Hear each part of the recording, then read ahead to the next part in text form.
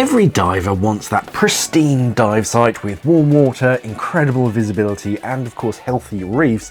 Only too many locations like that are just overcrowded, and that's why Aqaba is the place to look at for your next diving trip. Hi all of you awesome scuba divers out there, welcome to the Scuba Diver Magazine channel, your favourite place for the latest scuba diving news and gear reviews. For years, when divers have talked about Red Sea diving, the conversation usually centred on the same famous names in the northern and southern Red Sea, but Aqaba is starting to make an excellent case for itself to be the next big contender for European and Asian divers. This is not just about beautiful dive sites, it's more of a story about location as well. Jordan is now openly framing Aqaba as a destination for maritime sports, sustainable tourism and blue economy growth, with a major focus on us scuba divers. And Aqaba is not wanting to be discovered by accident. They've actually been working on making it a diving destination to visit for many years now. And the location itself is a large part of that story. Aqaba sits on the southern tip of Jordan, which is very accessible. This is not one of those destinations where the airport, the town and the resorts and the actual diving itself all feel really disconnected from one another, requiring long bus or taxi rides to get from one to the other. Aqaba works because it's quite compact. The city, the coastline, and the wider tourism offer feels like parts of one complete system, not separate trips, just kind of stitched together with packing and traveling between them. Underwater, Aqaba already has the ingredients of a serious dive destination, water temperatures ranging from 21 to 27 degrees Celsius throughout the year, so ranging from shorties to 5mm wetsuits.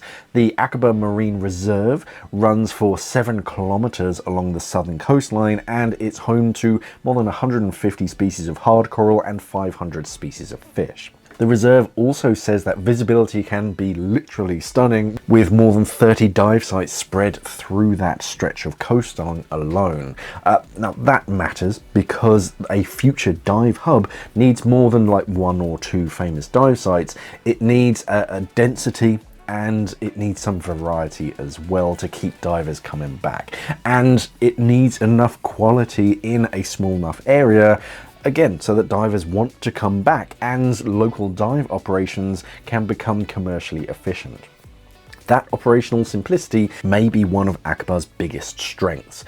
Reefs are close to shore, the water is usually calm, and sites like the Cedar Pride wreck are already well known, and by sinking other wrecks, they are literally creating dive sites for us and habitats for the local marine life to shelter. Plenty of choice when it comes to dive centres along the coastline, perfect for first-time divers doing entry-level training or holiday divers who want easy access, and of course more experienced divers looking for recognisable wrecks and reef dives without complicated logistics. It also has something every modern dive destination needs: memorable underwater branding. Aqaba is not relying on natural reef scenery. The city has spent years shaping a recognisable underwater identity through signature sites and deliberate scuttling projects, including the C-130 Hercules. Reserve regulations also explicitly allow rehabilitation programs such as coral culture and artificial coral structures. That gives Aqaba a very modern advantage. It can preserve its existing natural assets whilst also creating distinct diving experiences that are very easy to market, they're easy to film, and easy for divers to enjoy. But what really makes Aqaba interesting is that the story is not just about access, it's also about credibility.